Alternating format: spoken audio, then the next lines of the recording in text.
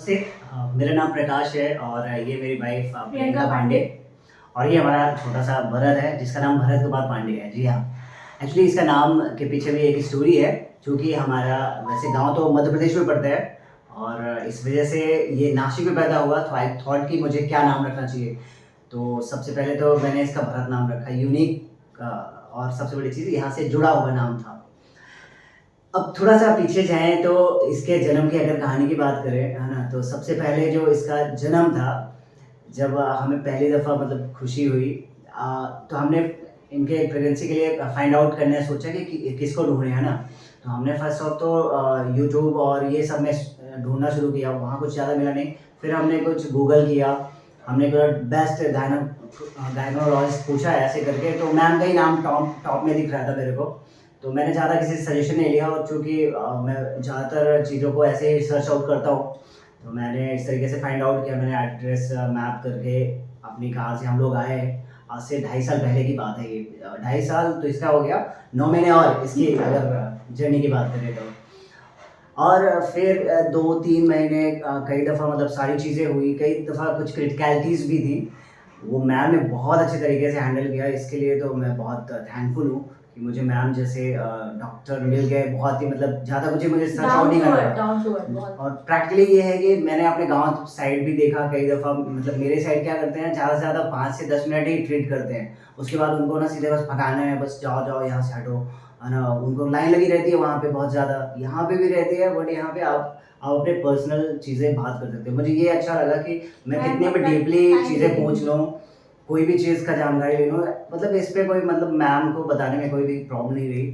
Time पूरा देते हैं, है ना? मतलब मेरे रिलेटेड हो, ये इनको कैसे टैकल करना है, इनको क्या प्रॉब्लम्स आ रही हैं, कुछ चीज़ें होती हैं जो चीज़ हम नहीं पूछ सकते, फिर भी मैम ने एश्योर किया हर चीज़ को लेके। एंड इसके बीच में कई दफ़ा हुई, जितने भी पीरियड्स होते हैं 3 महीने, 6 महीने और 9 महीने तक के सारे चीज़ें मैम ने बहुत अच्छे तरीके से गाइड किया। हमें कभी ऐसा नहीं लगा कि हमें डॉक्टर चेंज करना चाहिए, हमें कभी ऐसा नहीं फ़ील हुआ कि डॉक्टर चेंज कर दें, है ना? क्योंकि हमारे गाँव साइड क्या होता है ना कि लोग ना डॉक्टर चेंज करते हैं, नहीं वो सही से नहीं देख रहा है, तो हम लोग भी ऐसे ही सोचने लग जाते हैं।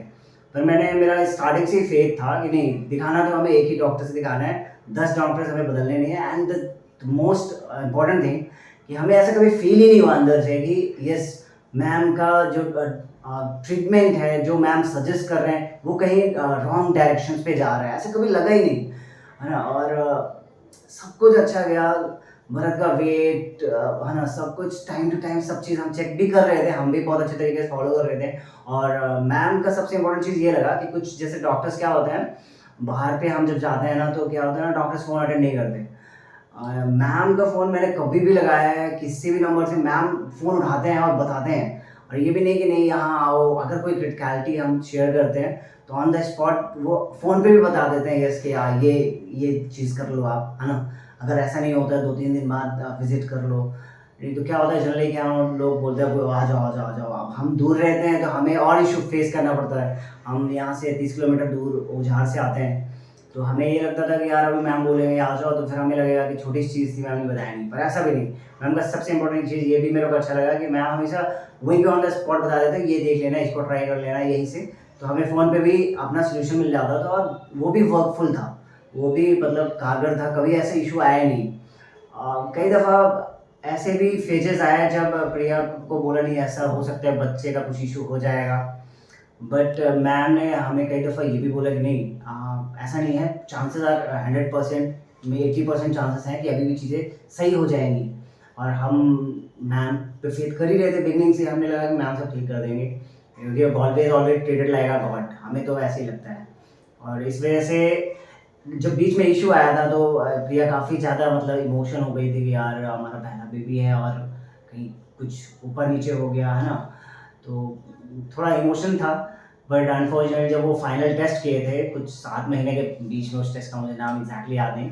उस टेस्ट को कराने के बाद जब वो रिपोर्ट आई थी, मैम पर्सनली कॉल्ड अस कि हाँ, नहीं उसमें सब कुछ नॉर्मल है, फिर आप भी आप 1 दिन बाद आ जाइएगा, है ना? तो we were very happy at that time और हम लोग बहुत खुश थे। एंड फिर हम खुशी-खुशी आए थे एंड फर्दर डे आफ्टर चीज़ें जो हुई एक अच्छे तरीके से होती गई।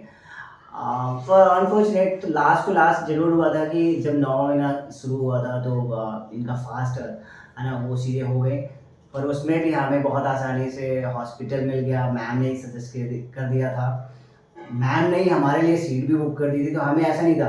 ये इनको इनको पता लगा कि इनको पेन हुआ, लेगो पेन हो रहा है।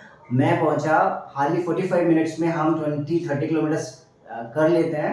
एंड जैसे ही यहाँ पे आते हैं हमें कोई ऐसा इशू फेस नहीं हुआ। हॉस्पिटल में भी मैम ने सारा कुछ पहले से ही सेट कर रखा था और मैम वहाँ पे अवेलेबल थी, नहीं तो हमें तो ये लग रहा था कोई नहीं होगा, हम क्या करेंगे, क्योंकि हमारे साथ उस समय हमारी माँ भी नहीं थी और मैं अकेला था और मुझे कोई खासा एक्सपीरियंस भी नहीं था। तो ये भी चीज़ अच्छी लगी जब मैम ने हमारे लिए हॉस्पिटल वगैरह सारा कुछ पहले से ही बोला, आप आ जाओ, कोई इशू नहीं है, सब कुछ अरेंज हो जाएगा। हम निम्स हॉस्पिटल पहुँचे, वहाँ पे भी सारा मैम ने इतना ईज़िली हैंडल कर लिया। एंड मेरे ले जाने के आधे घंटे बाद हमारा भरत हो गया। सो दिस वाज़ द मतलब होल स्टोरी जो हमारे साथ हुई and the great experience with ma'am.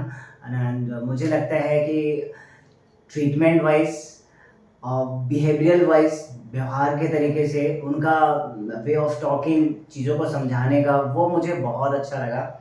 And personally आप किसी भी चीज़ को पूछ रहे हैं तो आपको सटीक और एकदम क्रिस्प आंसर मिलता है कि ये चीज़ ऐसे है, इस वजह से है। अभी क्या होता है कि हम कहीं भी बाहर जाएँगे तो कोई इतना डीपली नहीं बताता है हमें। हमें जल्दी से वो एक फड्डा फाड़ के उसमें सब लिख देंगे। अभी वो भी नहीं बताया कि मेडिकल में ये आपको कब खाना है, कब नहीं खाना है, कैसे खाना है, क्यों खाना है। हम सब पूरा पूछते थे और मुझे तो सारी अब आजकल मुझे वानी याद भी हो गई ये सारी चीज़ें कि कब क्या चीज़ लेनी है, कौन सी टैबलेट लेनी है ना? तो बहुत अच्छा लगा। Great experience.